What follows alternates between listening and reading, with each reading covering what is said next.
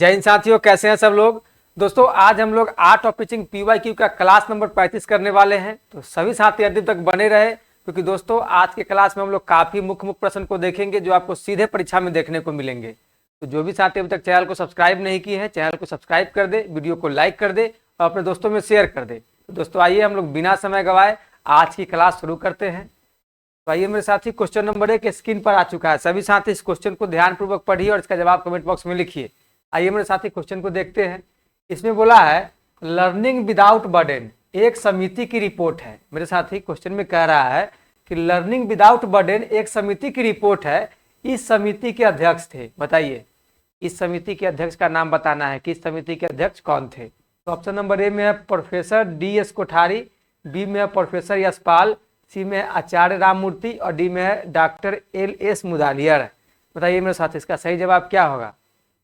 मेरे साथ इसका सही जवाब हो जाएगा professor Yashpal. Option number B is the right answer. ठीक है, इन्हीं की रिपोर्ट में लर्निंग विदाउट बर्डन का अनुशंसा किया गया था। ठीक है, तो आइए मेरे साथी हम लोग क्वेश्चन नंबर 2 पे चलते हैं। क्वेश्चन नंबर 2 में देखिए क्या बोला गया है। इसमें बोला है भारत में किस राज्य में प्रवेश का सकल नामांकन अनुपात सर्वाधिक है। बताइए मेरे साथी, प्रवेश का सकल नामांकन अनुपात सर्वाधिक है, हमको उस राज्य का नाम बताना है। तो ऑप्शन नंबर ए में है केरल, बी में है आंध्र प्रदेश, सी में है उत्तर प्रदेश और डी में है मेरे साथी तमिलनाडु। बताइए इसका सही जवाब क्या होगा मेरे साथी। इसका सही जवाब हो जाएगा Tamil Nadu. Option number D is the right answer. चलिए आइए मेरे साथी हम लोग क्वेश्चन नंबर 3 देखते हैं। क्वेश्चन नंबर 3 में देखिए क्या बोला गया है। निम्नलिखित में से कौन सा कक्षा शिक्षण का आधारभूत प्रतिमान है। बताइए मेरे साथी, ये चारों ऑप्शन में से कक्षा शिक्षण का आधारभूत प्रतिमान कौन कौन होगा। तो ऑप्शन नंबर ए बोला है अधिगम का प्रतिमान, बी में बोला है निर्देशात्मक प्रतिमान, सी में बोला है दोनों ए और बी और डी में बोला है मेरे साथी उपरोक्त में से कोई नहीं। उपरोक्त में से कोई नहीं। बताइए मेरे साथ इसका सही जवाब क्या होगा। तो देखिए ऑप्शन नंबर ए बोला है अधिगम का प्रतिमान। मेरे साथी अधिगम का प्रतिमान यह बताता है कि छात्र कैसे सीखते हैं। ठीक है, और बी में है निर्देशात्मक प्रतिमान। तो मेरे साथी यह जो प्रतिमान है यह बताता है कि शिक्षक अपनी कक्षा में किस किस प्रकार की या किन किन प्रकार की शिक्षण रणनीतियों का उपयोग करेंगे। तो बताइए इसका सही जवाब क्या होगा। तो मेरे साथी कक्षा शिक्षण का आधारभूत प्रतिमान में अधिगम का प्रतिमान भी हो जाएगा और निर्देशात्मक प्रतिमान भी हो जाएगा। तो ए और बी दोनों हो जाएगा। तो इसका सही जवाब क्या होगा। तो हो जाएगा option number C is the right answer, दोनों ए और बी। बताइए मेरे कोई भी साथी को जरा सा थोड़ा सा कहीं कोई दिक्कत नहीं मेरे साथी। चलिए हम लोग क्वेश्चन नंबर 4 पे आते हैं। क्वेश्चन नंबर 4 में देखिए क्या बोला है। संज्ञानात्मक ज्ञान क्षेत्र में अधिगम का निम्नतम स्तर है। बताइए मेरे साथी, संज्ञानात्मक ज्ञान क्षेत्र में अधिगम का निम्नतम स्तर क्या होगा। ऑप्शन नंबर ए में है ज्ञान, बी में है संश्लेषण, सी में है विश्लेषण और डी में है मेरे साथी समझ। डी में क्या है, समझ। तो सबसे पहले हम लोग संज्ञानात्मक ज्ञान क्षेत्र के जो भी स्तर है हम सभी को पहले समझ लेते हैं कि आखिर इनके स्तर हैं क्या। देखिए मेरे साथी, संज्ञानात्मक ज्ञान क्षेत्र में 6 स्तर होते हैं। कितने होते हैं, 6 स्तर होते हैं और 6 स्तर को हम लोग यहाँ पे लिख चुके हैं। बारी बारी से समझ लेते हैं। तो देखिए पहला होता है हमारा, पहला क्या है, ज्ञान जिसको बोलते हैं नॉलेज। दूसरा क्या है मेरे साथी, समझ जिसको बोलते हैं हम लोग कम्प्रीहेंशन। तीसरा हमारा क्या है, अनुप्रयोग जिसको हम लोग बोलते हैं एप्लीकेशन। चौथा हमारा है मेरे साथी विश्लेषण जिसको हम लोग बोलते हैं एनालिसिस। फिर हमारा 5वां है संश्लेषण जिसको हम लोग बोलते हैं सिंथेसिस। ठीक है, फिर छठा है हमारा मेरे साथी मूल्यांकन जिसको हम लोग इंग्लिश में बोलते हैं इवैल्यूएशन। तो सभी साथी को ये स्तर समझ में आ गया होगा। सभी साथी देख लिए कितने इसके स्तर होते हैं। तो इसके 6 स्तर होते हैं। लेकिन हमको अब क्वेश्चन के अकॉर्डिंग चलना है। क्वेश्चन में क्या पूछा जा रहा है। तो मेरे साथी क्वेश्चन में पूछा है कि संज्ञानात्मक ज्ञान क्षेत्र में अधिगम का निम्नतम स्तर है। तो बताइए अब इन 6 में से इसका निम्नतम स्तर कौन होगा। तो मेरे साथी निम्नतम स्तर होता है ज्ञान। क्या होगा, ये होगा आपका निम्नतम स्तर। ठीक है, और इसका उच्चतम स्तर क्या हो जाएगा, मूल्यांकन। क्या हो जाएगा मेरे साथी, उच्चतम स्तर। बोलिए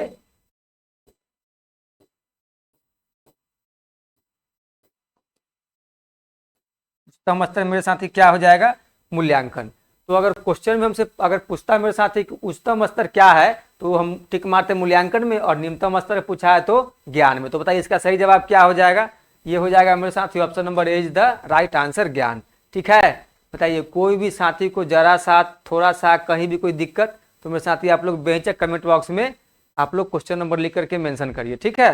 तो आइए हम लोग अब चलते हैं क्वेश्चन नंबर 5 में। क्वेश्चन नंबर 5 में देखिए क्या बोला है, निम्न में से कौन सी विधि अभ्यास के लिए उपयुक्त है। बताइए मेरे साथी, हमको यहाँ 4 ऑप्शन में से तलाशना है कि अभ्यास के लिए कौन सी विधि सबसे उपयुक्त है। तो बताइए मेरे साथी, अभ्यास के लिए सबसे उपयुक्त कौन सी विधि होगी। ऑप्शन नंबर ए में आगमनात्मक विधि, बी में है निगमनात्मक विधि, सी में है ड्रिल विधि और डी में है विचार विमर्श विधि। बताइए मेरे साथी, डी में है विचार विमर्श विधि, तो इसका सही जवाब हो जाएगा ड्रिल विधि। Option number C is the right answer. Drill विधि एक ऐसा विधि है जिसमें अभ्यास के लिए सबसे उपयुक्त माना जाता है, ठीक है। चलिए हम लोग क्वेश्चन नंबर, आइए मेरे साथी हम लोग क्वेश्चन नंबर 6 देखेंगे। देखिए क्वेश्चन नंबर 6 में क्या बोला है, निम्न में से किस विषय के लिए पात्र अभिनय सबसे अधिक उपयोगी शिक्षण विधि प्रमाणित हो सकती है। मेरे साथी यहाँ पे हमको 4 विषय का नाम दिया है, इसमें से हमको कह रहा है कि पात्र अभिनय सबसे अधिक उपयोगी शिक्षण विधि प्रमाणित किस विषय में हो सकती है, तो हमको उस विषय के बारे में बताना है। तो हमारे पास ऑप्शन नंबर ए में मिला है इतिहास, बी में दिया है विज्ञान, सी में दिया है गणित और डी में दिया है भाषा। बताइए मेरे साथी कौन सा विषय हो जाएगा। तो मेरे साथी इसका सही जवाब हो जाएगा इतिहास। Option number A is the right answer. अब इतिहास क्यों होगा, तो मेरे साथी इसमें पुरानी घटनाओं को जीवंत बनाया जाता है, बच्चों को इसमें रोल मॉडल मतलब एक्टिंग करा करके सिखाया जाता है, ठीक है। इसके माध्यम से बच्चा अच्छा समझ विकसित करते हैं। चलिए हम लोग क्वेश्चन नंबर 7 में आते हैं। क्वेश्चन नंबर हम लोग 7 में आते हैं। देखिए इसमें क्या बोला जा रहा है, प्रभावी शिक्षण प्रदर्शित होता है। बताइए मेरे साथी, प्रभावी शिक्षण कैसे प्रदर्शित होता है, हमको वही बताना है। तो ऑप्शन नंबर ए में है स्मरण और पुनरुत्पादित करने की योग्यता द्वारा, स्मरण और पुनरुत्पादित करने की योग्यता द्वारा, बी में है तर्क करने की योजना द्वारा, सी में संबंधित समस्या का समाधान करने की योग्यता द्वारा और डी में परीक्षा में उच्चतम अंक प्राप्त करने की योग्यता द्वारा। बताइए मेरे साथी, प्रभावी शिक्षण क्या प्रदर्शित करता है, हमको वो बताना है। तो option number C is the right answer हो जाएगा क्वेश्चन नंबर 7 का। इसमें क्या बोला है, संबंधित समस्या का समाधान करने की योग्यता द्वारा प्रभावी शिक्षण प्रदर्शित करता है, ठीक है। तो चलिए हम लोग क्वेश्चन नंबर 8 में आते हैं। इसमें क्या बोला है मेरे साथी, समग्र शिक्षा अभियान 2018 संबंधित है। बताइए समग्र शिक्षा अभियान 2018 किससे संबंधित है। ऑप्शन नंबर ए में है विद्यालय शिक्षा, बी में है उच्च शिक्षा, सी में है समावेशी शिक्षा और डी में है व्यावसायिक शिक्षा। बताइए मेरे साथी, मेरे सखा, मेरे बंधु, इसका सही जवाब क्या होगा। इस क्वेश्चन का जवाब सभी साथी का सही होना चाहिए। क्या होगा, option number A is the right answer, विद्यालय शिक्षा। समग्र शिक्षा अभियान 2018 संबंधित है विद्यालय शिक्षा से, ठीक है। चलिए हम लोग क्वेश्चन नंबर 9 में चलते हैं। आइए मेरे साथी हम लोग क्वेश्चन नंबर 9 देखेंगे। देखिए क्वेश्चन नंबर 9 में क्या बोला है, निम्नलिखित में से शिक्षक में सबसे वांछित कौशल कौन सा है। बताइए मेरे साथी, हमको यहाँ 4 गो ऑप्शन दिया है और चारों ऑप्शन से हमको बताना है कि एक शिक्षक में सबसे वांछित कौशल कौन सा होगा। तो ऑप्शन नंबर ए बोला है शिक्षक द्वारा कही गई बात का छात्र की समझ में आना। तो मेरे साथ ये बात तो सही बोल रहा है। मान लीजिए कि आप एक शिक्षक हैं, किसी क्लासरूम में पढ़ा रहे हैं, तो मेरे साथ आप जो पढ़ा रहे हैं वो बच्चों को, छात्रों को बहुत आसानी से समझ में आ रहा है, तो वही बात यहाँ कहा गया है, तो ये सबसे अच्छा कौशल माना जाएगा, ठीक है। फिर आपका बी में देखिए निर्धारित पाठ्यक्रम पूरा करना। तो मेरे साथ ही निर्धारित पाठ्यक्रम पूरा करना आपको ये कोई कौशल में नहीं गिना जाएगा, क्योंकि ये आपका सिलेबस है, तो आप इसके अकॉर्डिंग काम को तो पूरा करेंगे ही, समझे। तो इसी में शिक्षण के समय छात्रों का मानसिक रूप से शिथिलीकृत रखना। देखिए शिथिलीकृत का मतलब हो जाता है मेरे साथ ही आराम पहुंचाना, ठीक है, मतलब उसके मानसिक स्थिति को आराम पहुंचाना, ठीक है। तो ये कहीं ना कहीं मेरे साथ ही इस जो ऑप्शन है, ये जो ऑप्शन ए है, इसके अकॉर्डिंग क्या होगा, कम हो जाएगा इसका वेटेज। फिर डी में क्या है, कक्षा की गतिविधियों के बारे में उच्च अधिकारी को सूचित करना। तो मेरे साथ ही ये कोई शिक्षक का वांछित कौशल में नहीं आएगा। तो वांछित कौशल कौन हो जाएगा, तो मेरे साथ ही इसका सही जवाब हो जाएगा option number A is the right answer, शिक्षक द्वारा कही गई बात का छात्र की समझ में आना, ठीक है मेरे साथी। तो चलिए हम लोग क्वेश्चन नंबर 10 पे चलते हैं। क्वेश्चन नंबर 10 में क्या है, एक शिक्षक व्यवहारिक रूप से समझाने के लिए किस विधि का प्रयोग करता है। बताइए मेरे साथी, आप एक शिक्षक हैं और आप अपने बच्चों को पढ़ा रहे हैं अपने क्लासरूम में, तो आप बच्चों को व्यवहारिक रूप से समझाने के लिए किस विधि का प्रयोग करते हैं या आप करेंगे, बताइए। तो ऑप्शन नंबर ए में है व्याख्यान विधि, बी में है आविष्कार विधि, सी में है प्रदर्शन विधि और डी में है समस्या समाधान विधि। मेरे साथ ही यहाँ पे बोला है एक शिक्षक व्यवहारिक रूप से समझाने के लिए किस विधि का प्रयोग करते हैं, तो व्यवहारिक रूप से समझाने के लिए मेरे साथी प्रदर्शन विधि का प्रयोग किया जाता है। Option number C is the right answer. ठीक है, चलिए क्वेश्चन नंबर हम लोग 11 में आते हैं। इसमें देखिए मेरे साथी क्या बोला है, निम्न में से CIA किसका संक्षिप्त नाम है, बताइए। सही मेरे साथी, आपको यहाँ 4 जो ऑप्शन दिया है, जो आपको यहाँ निम्नलिखित यहाँ पे जो आपको फुल फॉर्म दिया गया है, इसी में से बताना है कि CIA का पूरा नाम क्या होगा, CIA का फुल फॉर्म क्या होगा। तो देखिए ए में दिया है कंप्यूटर एनालाइज्ड इंस्ट्रक्शन, बी में दिया है कंप्यूटर असिस्टेड इंस्ट्रक्शन, सी में दिया है कंप्यूटर असिस्टेड इंटेलिजेंस, और डी में बोला है उपरोक्त में से कोई नहीं। बताइए मेरे साथ इसका सही जवाब क्या होगा। तो मेरे साथ इसका सही जवाब हो जाएगा computer assisted instruction. Option number B is the right answer. ठीक है, चलिए क्वेश्चन नंबर बी की तरफ हम लोग कुछ करते हैं। देखिए इसमें क्या बोला है, प्राथमिक बाल अवस्था शिक्षा का उद्देश्य है। बताइए मेरे साथी, प्राथमिक बाल अवस्था शिक्षा का क्या उद्देश्य है। तो ऑप्शन नंबर ए में 3R की शिक्षा देना, बी में पोषण आहार देना, सी में कुछ घंटे के लिए माता पिता को बच्चे संभालने से राहत देना, और डी में सामाजिकरण तथा प्रत्यक्षीकरण क्षमता को बढ़ाकर बच्चे को विद्यालय के लिए तैयार करना। तो बताइए मेरे साथ इसका सही जवाब क्या होगा। इस क्वेश्चन का सभी साथियों का जवाब सही होना चाहिए। देखिए मेरे साथ प्राथमिक बाल्यावस्था शिक्षा का उद्देश्य है सामाजिकरण तथा प्रत्यक्षीकरण क्षमता को बढ़ाकर बच्चे को विद्यालय के लिए तैयार करना। Option number D is the right answer. ठीक है मेरे साथियों, तो चलिए हम लोग क्वेश्चन नंबर 13 में चलते हैं। क्वेश्चन नंबर 13 में क्या है, उत्पादक कार्य द्वारा शिक्षा के विचार पर बल दिया। बताइए, उत्पादक कार्य द्वारा शिक्षा के विचार पर किसने बल दिया, हमको उस व्यक्ति का नाम बताना है मेरे साथी। तो बताइए, उत्पादक कार्य द्वारा शिक्षा के विचार पर किसने बल दिया है मेरे साथी। ये भी क्वेश्चन एकदम सभी साथी का सही होना चाहिए। ऑप्शन नंबर ए में क्या, स्वामी विवेकानंद ने, बी में रविंद्रनाथ टैगोर ने, सी में महात्मा गांधी ने, और डी में मारिया मोंटेसरी ने। बताइए मेरे साथी इसका सही जवाब क्या होगा। मेरे साथी उत्पादक कार्य द्वारा शिक्षा के विचार पर महात्मा गांधी ने बल दिया। Option number C is the right answer. ठीक है, चलिए क्वेश्चन नंबर 14 में आइए। इसमें क्या है, राष्ट्रीय शिक्षा दिवस निम्न में से किनके जन्म दिवस पर मनाया जाता है। बताइए मेरे साथी, यहाँ पे 4 महापुरुष के नाम दिए गए हैं। चारों महापुरुष में से बताइए कौन महापुरुष है जिनके जन्म दिवस पर राष्ट्रीय शिक्षा दिवस मनाया जाता है। तो ऑप्शन नंबर ए में doctor APJ Abdul Kalam, B में मौलाना अबुल कलाम आजाद, सी में पंडित महामना मदन मोहन मालवीय, और डी में डॉक्टर सर्वपल्ली राधाकृष्णन। बताइए मेरे साथ इसका सही जवाब क्या होगा। तो मेरे साथ इसका सही जवाब हो जाएगा Maulana Abul Kalam Azad. Option number B is the right answer. इन्हीं के जन्म दिवस पर राष्ट्रीय शिक्षा दिवस मनाया जाता है। ठीक है, चलिए क्वेश्चन नंबर 15 में हम लोग आते हैं। इसमें बोला है लीप का विस्तार है। मेरे साथी लीप क्या होता है, हमसे पूछ रहा है लीप का विस्तार है। तो सबसे पहले हम लोग थोड़ा सा लीप का विस्तार समझते हैं। देखिए लीप का फुल फॉर्म आपको यहाँ इंग्लिश में दिया गया है और आपको हिंदी में बताना है यहाँ। तो इंग्लिश में क्या है, लीप। लीप मतलब क्या होगा बताइए।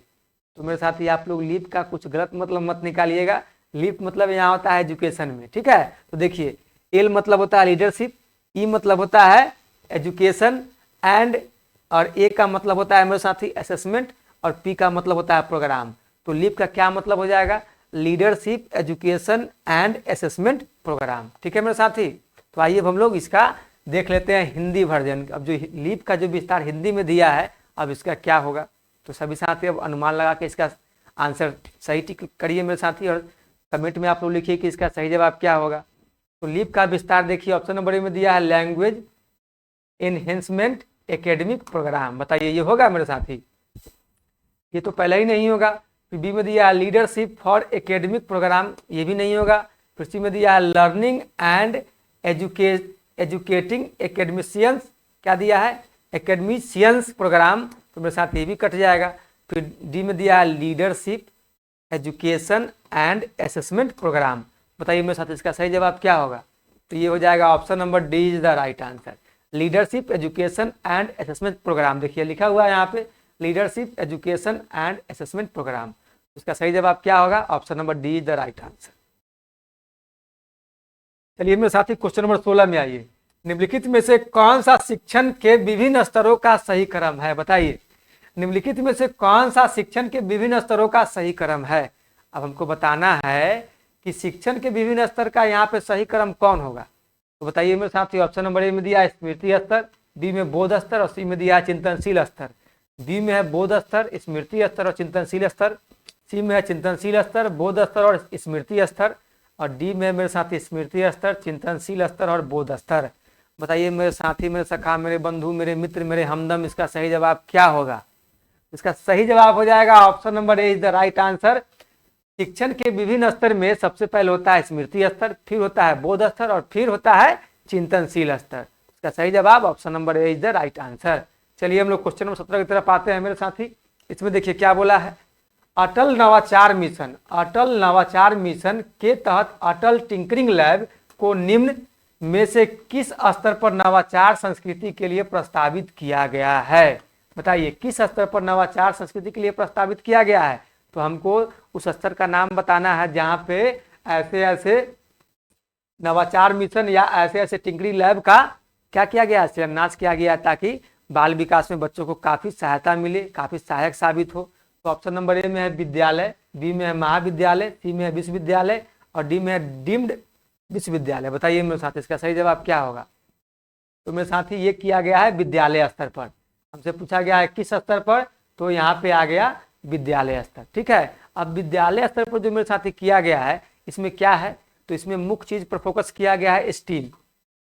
स्टीम क्या होता है मेरे साथी, स्टीम का मतलब क्या है, तो स्टीम का मतलब होता है science, technology, engineering and mathematics. क्या होगा, science, technology, engineering and mathematics. ठीक है मेरे साथी, तो इस तरीके का लैब बना करके बच्चों के सर्वांगीण विकास के लिए वहाँ तरह तरह के उपकरण लगाए गए हैं, ताकि बच्चा चीज़ों को अच्छे से सीख सके और वहाँ पे वो आपका साइंस, टेक्नोलॉजी, इंजीनियरिंग और मैथ में महारत हासिल कर सके। ठीक है, तो आइए मेरे साथी हम लोग क्वेश्चन नंबर 18 में चलते हैं। क्वेश्चन नंबर 18 में क्या है, उम्मीदों का शिक्षा शास्त्र नामक पुस्तक के लेखक है। बताइए उम्मीदों का शिक्षा शास्त्र नामक पुस्तक के लेखक मेरे साथी कौन है। तो ऑप्शन नंबर ए में है कार्ल मार्क्स, बी में है इवान इलिच, सी में है पाउलो फ्रेरे और डी में है जॉन डीवी। मेरे साथी डी में कौन है, जॉन डीवी है। तो सही जवाब क्या होगा, तो मेरे साथ इसका सही जवाब हो जाएगा option number C is the right answer. Paulo Freire उम्मीदों का शिक्षा शास्त्र नामक पुस्तक लिखने का काम किए हैं और यही इसका लेखक है। ठीक है, चलिए क्वेश्चन नंबर 19 में आइए। निम्नलिखित में से कौन सा शिक्षण अधिगम प्रक्रिया में स्वतंत्र चर है। हमसे क्या पूछ रहा है कि निम्नलिखित में से कौन सा शिक्षण अधिगम प्रक्रिया में इंडिपेंडेंस वेरिएबल है। क्या है मेरे साथी, इंडिपेंडेंस वेरिएबल। तो कौन होगा, ऑप्शन नंबर ए में शिक्षक, बी में शिक्षार्थी, सी में संस्थान और डी में मेरे साथी माता पिता। तो बताइए हमसे पूछ रहा है इंडिपेंडेंस वेरिएबल, तो बताइए शिक्षक हो जाएगा मेरे साथी डिपेंडेंट, क्या हो जाएगा, डिपेंडेंट हो जाएगा। संस्थान भी हो जाएगा मेरे साथी डिपेंडेंट हो जाएगा ना, और हमको इंडिपेंडेंट वेरिएबल खोजना है, तो ये सब डिपेंडेंट वेरिएबल हो जाएगा। ये सब क्या है, डिपेंडेंट वेरिएबल है। फिर माता पिता, तो माता पिता भी क्या हो जाएंगे, ये भी हो जाएंगे डिपेंडेंट वेरिएबल, क्योंकि हमारी वर्तमान शिक्षा प्रणाली में इसको इंडिपेंडेंट रखा गया है, शिक्षार्थी को। तो option number B is the right answer, ये हो जाएगा मेरे साथी इंडिपेंडेंट वेरिएबल। ठीक है, सभी साथी को समझ में आया। तो हमसे पूछा है इंडिपेंडेंट वेरिएबल, तो कौन हो जाएगा, option number B is the right answer, शिक्षार्थी। चलिए क्वेश्चन नंबर हम लोग चलते हैं 20 की तरफ। क्वेश्चन नंबर 20 में क्या बोला है, निम्न में से अनुमानी या ह्यूरिस्टिक दृष्टिकोण किस पर आधारित होता है। बताइए मेरे साथी, निम्न में से अनुमानी या ह्यूरिस्टिक दृष्टिकोण किस पर आधारित होता है। तो ए में दिया है कंठस्थ करना, बी में गृह कार्य, सी में जिज्ञासु होने की भावना से प्रेरित होना और डी में मेरे साथी उपयुक्त में से कोई नहीं। बताइए मेरे साथी, मेरे सखा, मेरे बंधु, इसका सही जवाब क्या होगा। सही जवाब होगा option number see the right answer, जिज्ञासु होने की भावना से प्रेरित होना, यही अनुमानी या ह्यूरिस्टिक दृष्टिकोण पर आधारित होता है। ठीक है, चलिए 21 में आइए मेरे साथी। शिक्षक शिक्षण सहायक सामग्री, शिक्षक शिक्षण सहायक सामग्री का उपयोग किस लिए करते हैं। बताइए मेरे साथी, आप एक शिक्षक हैं और आप अपने क्लासरूम में शिक्षण सहायक सामग्री का उपयोग किस लिए करते हैं। बताइए, आप जिस लिए करते हैं आप सोचिए और उसका जवाब कमेंट बॉक्स में लिखिए, वही आपका जवाब होगा। तो ऑप्शन नंबर ए में क्या है, शिक्षण को मनोरंजक बनाने के लिए, बी में छात्रों को ग्रहण शक्ति को बढ़ाने के लिए, सी में है छात्रों का ध्यान आकर्षित करने के लिए और डी में छात्रों को शिष्ट बनाने के लिए। बताइए मेरे साथी इसका सही जवाब क्या होगा। इसमें आपको 2-3 ऑप्शन सही लग रहे होंगे, लेकिन यहाँ पे आपको बेस्ट ऑप्शन तलाशना है। तो मेरे साथ इसका सही जवाब हो जाएगा छात्रों को ग्रहण शक्ति को बढ़ाने के लिए। छात्रों के ग्रहण शक्ति को बढ़ाने के लिए शिक्षक शिक्षण सहायक सामग्री का उपयोग करते हैं। ठीक है मेरे साथी, तो चलिए हम लोग क्वेश्चन नंबर 22 में आते हैं। समावेशी शिक्षा का संबंध है। बताइए मेरे साथी समावेशी शिक्षा का संबंध इन चारों ऑप्शन में से किससे है। तो ऑप्शन नंबर ए में सभी बच्चों के लिए शिक्षा के नियम बनाना, बी में विविधताओं का सम्मान और सराहना करना, सी में सभी के लिए शिक्षा में गुणवत्ता लाना और डी में मेरे साथ उपयुक्त सभी। बताइए इसका सही जवाब क्या होगा। तो मेरे साथ इसका सही जवाब हो जाएगा उपयुक्त सभी। Option number D is the right answer, क्योंकि समावेशी शिक्षा के संबंध में सभी बच्चों के लिए शिक्षा के नियम बनाना, बात सही बोल रहा है, सभी बच्चों के लिए शिक्षा का नियम बनाना। बी में विविधताओं का सम्मान और सराहना करना, ये बात मेरे साथ एकदम सही है।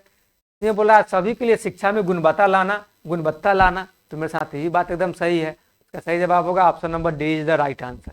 चलिए क्वेश्चन नंबर 23 में आइए मेरे साथ हम लोग क्वेश्चन नंबर 23 देखेंगे। देखिए क्वेश्चन नंबर 23 में क्या बोला है। निम्नलिखित में से कौन सी विधि प्रत्येक शिक्षक द्वारा प्रयोग करनी चाहिए। मेरे साथ ही हमारे पास यहाँ 4 ऑप्शन दिए गए हैं और 4 ऑप्शन से हमको बताना है कि कौन सी विधि प्रत्येक शिक्षक द्वारा प्रयोग करनी चाहिए। मतलब सबसे अच्छा विधि होगा तभी तो प्रयोग करना चाहिए, तो कौन सा वो विधि होगा। तो ऑप्शन नंबर ए में है विश्लेषणात्मक से संश्लेषणात्मक, बी में संश्लेषणात्मक से विश्लेषणात्मक, सी में केवल विश्लेषणात्मक और डी में मेरे साथी केवल संश्लेषणात्मक। बताइए मेरे साथी इसका सही जवाब क्या होगा। तो मेरे साथी इसका सही जवाब हो जाएगा option number A is the right answer, विश्लेषणात्मक से संश्लेषणात्मक। अब ये क्यों होगा। तो मेरे साथी विश्लेषणात्मक में हम लोग विषय वस्तु को छोटे छोटे भागों में तोड़ करके समझते हैं। बात समझ में आया। मतलब जो भी उसमें समस्याएं होती है, जो भी कठिनाई का स्तर होता है, उसको हम लोग छोटे छोटे भागों में तोड़ करके समझते हैं।